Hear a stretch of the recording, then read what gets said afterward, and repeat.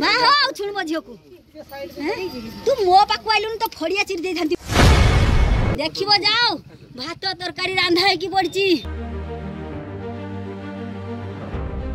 13 वर्षर नाबालिका को दुष्कर्म कर गर्भवती कला संपर्क पीयूषा झियारी संपर्क में लगिला कलंकर छिटा। बालेश्वर जिला सिंगला थाना अंतर्गत भानुपुर ग्रामर घटना। अभियुक्त पीयूषा को काबू कर रातिसारा बांधि रखिले पीड़िता परिवार लोके। खबर पाई घटनास्थल सिंगला थाना पुलिस पहुंची अभियुक्त को गिरफ्त कर थाना को आनी। सूचना अनुसार भानुपुर ग्रामर अंतर्जामी हटाई 13 वर्षर नाबालिका तांको संपर्क पीयूषा अद्वैत मंडल मांकड़ घड़ाइवा बाहाना पूर्व बारंबार जबरदस्त शारीरिक संपर्क रखी आसुला। एक क्या आगे कहले जीवन मारिदेवार धमक देउतला।